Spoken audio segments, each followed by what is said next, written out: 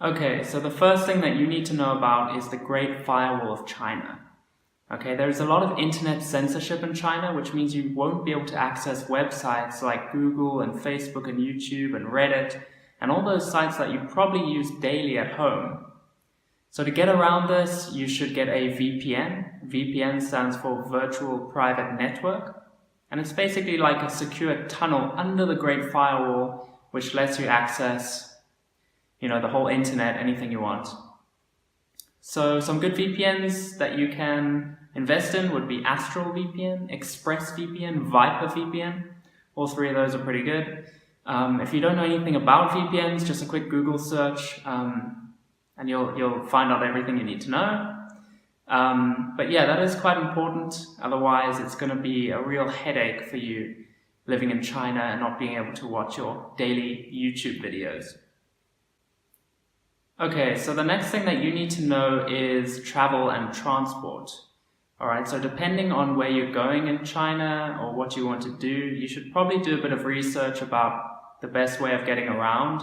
For example, if you're going to a big city like Beijing or Shanghai, then the subway system is pretty much all you need. The subway systems are fantastic in the big cities. And the buses are also very good, so it's a good idea to buy a transport card.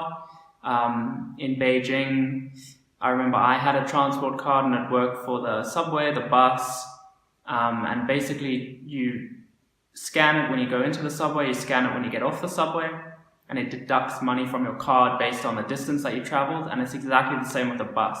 You scan it when you get on, and you scan it when you get off. And to refill the card, you simply go to the subway station. There's always someone there at there's like a little kiosk, a little office. You go there, you give them your card, you give them some cash, and they will fill it up for you. And then that can be used. If you don't have enough money on your card and you're already in the subway, it's fine. You'll just you'll accumulate like a bit of debt, and then the next time you refill your card, you'll have slightly less. But yeah, so that's usually how it works in the big cities. It's very simple, very convenient. Public transport is also very cheap in China, you'll be happy to know. But if you're going somewhere outside of the cities, it's a good idea to do a bit of research about how you're going to get around. Yeah, there'll be a couple of links down below in the description for some helpful websites about that. But again, just do your research, speak to people who've done it, and you should be fine. Okay, so number 3 is chopsticks. Okay, I don't know why, but some people don't really understand that chopsticks are the utensil of choice in China. And, wherever you go in China to eat, you will be given chopsticks. It's just how it works. Unless you're in like a city like Beijing or Shanghai and you go to like a real Western restaurant, you might get a knife and fork. But, for the most part, you're going to get given chopsticks. And that's why I want to bring it up, because you should learn how to use chopsticks before you go to China, okay? You don't want to be sitting in a restaurant, fumbling around, not being able to eat your food properly. So it's a good idea, just pick up a pair of chopsticks from your local Chinese restaurant. Just practice with them a couple of days. If you don't know how even to grip them, there's like YouTube videos and stuff which will show you how. Just find a grip that is comfortable for you. Not everyone has the exact same grip when they use chopsticks, alright? Even Chinese people, they grip it slightly differently. So it's fine if you don't do it exactly how they show you, but just find a grip that works for you. Practice a little bit before you go. For like a few days before you go to China, just eat all your meals with chopsticks. That's what I did. So when you get there, you don't need to worry, you won't be embarrassed. And you can eat a proper meal without feeling stupid. Okay, so the next thing that you need to know is fake money. Okay, fake money, unfortunately, is a bit of a problem in China. It's getting a lot better. Actually, when I first got to Beijing, it was a bit of an issue, and I accumulated a couple of fake notes here and there. Especially fake 100 RMB notes and fake 50 RMB notes were the most common when I was there. But you know what, it's not such a big deal. I think that the entire time I was living in Beijing, I only got about maybe one fake 100 and one or two fake 50s, which is not too bad, considering I was there for over 2 years. However, it is still an issue. So what you should do is just do a bit of research about that. Perhaps when you first get to China, speak to some of the locals and ask them about fake money, and they'll probably tell you the best way to identify whether a note is real or not. Because if you go to a market or if you are taking taxis, these are things where you're going to be dealing in cash, and it's quite common for, I wouldn't say common, but you might find that the market sellers or the taxi drivers try to pass fake notes to you as cash, because as change, because they themselves haven't given them and they want to like get rid of it.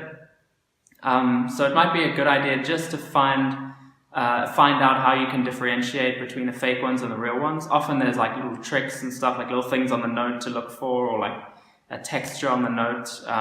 Feel it with your thumb, and like if it's rough, then it's fine. If it's smooth, then it's fake, whatever, something like that. I know what it was like when I was there, but I haven't been in Beijing for over a year, so things are probably different. So yeah, it's just a good idea to find out the best way to tell whether a note is fake or real when you get there. Ask the locals. They might even tell you that don't even worry about fake notes.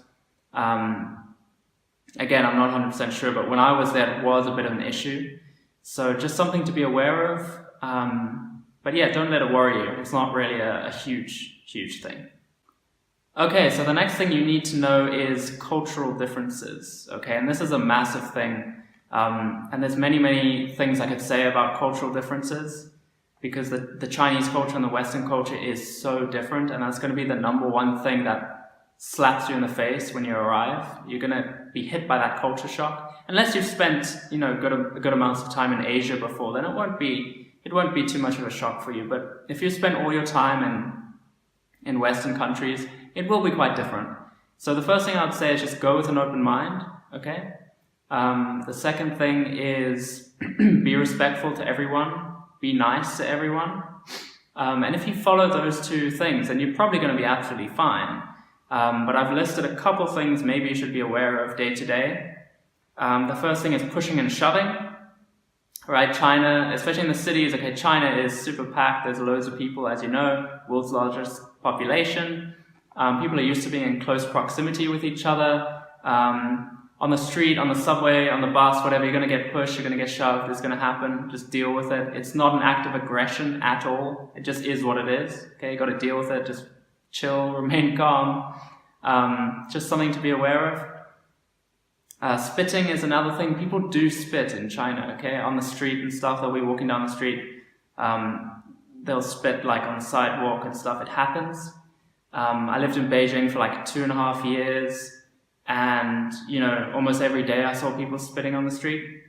But what you have to realize is that it's not like one of those things in China that are like really disgusting or whatever, because it's this mindset that Chinese people have of like, if you have a bad taste in your mouth, or if you have like a buildup of phlegm in your throat, why should you keep it there? Why should you swallow it when it's clearly, it's bad? It's like, there's like toxins in there and stuff like that. It's better just to like get it out. And this is the mindset that people have. It also sort of goes hand in hand with like Chinese medicine, of like sort of getting the bad stuff out rather than keeping them in. Okay, so that's how people think about it. If people are spitting and stuff and you really don't like it, just try and tune it out. Just forget about it.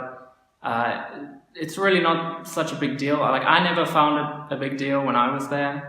I know other people thought it was kind of gross, but you just have to understand the mindset as to why people do these things.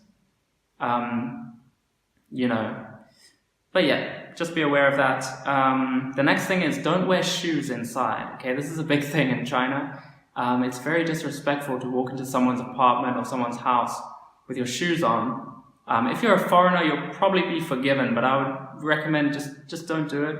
When you go into the house, take your shoes off, and usually your host will provide you with some slippers or some like flip-flops or something to wear inside. That's what usually happens. Okay, so that's another thing to be aware of.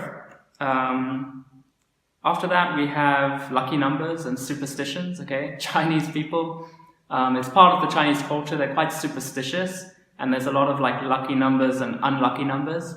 So for example, the number 4 in China is very unlucky because the word 4 in China is 4, okay? But the word 死 means death or like to die, and it sounds like very similar, right? 死 and 死. So that's why the number 4 is like very unlucky, whereas the number 8 is actually very lucky. 8 sort of represents wealth, and it's like a very, very lucky number. So just keep that in mind. If you're giving a gift to someone, never give someone 4 of something. Okay, if you give money to someone as a gift, make it like a multiple of 8, or make it like so it has an 8 in it, you know, rather than like a 4 in it or something. Like if you owe someone 44 kwai, rather give them like 50 kwai or something, you know what I mean? Like, it's these little things. Sounds kind of silly, but it is what it is. Alright, so that's the next one. And then let's see, the last thing I have on the list is the working culture. And that's something to keep in mind as well. Chinese people work very hard, and they often work overtime. All right, I remember when I was working in China, it came as quite a shock because we would have public holidays, we would have a few days off in a week, and then the boss would come to us and say, look guys, you had a few days off, so you're going to need to work on the weekend. And we were like, what? This is a public holiday, and now we have to catch up the time on the weekend? This doesn't make sense. But that's just the way it is. And it's pretty crazy, but it is what it is. Again, obviously if you're working for like a big international company, you probably won't have that. But if you're working for like a Chinese company, you know, you're working with local people, you're kind of going to be expected to do what they do, you know. There might be a bit of special compensation because you're a foreigner. For instance, they might give you Christmas off, whereas like Chinese people won't get Christmas off because Christmas isn't a thing in China. But it really depends on the company that you're working for and what you're doing. But just be aware of those sorts of things. Okay, thank you very much for watching this video. If you enjoyed it, please give it a like. And comment below if you have any questions or anything. I can try and answer them for you, or I can find someone who can answer them for you.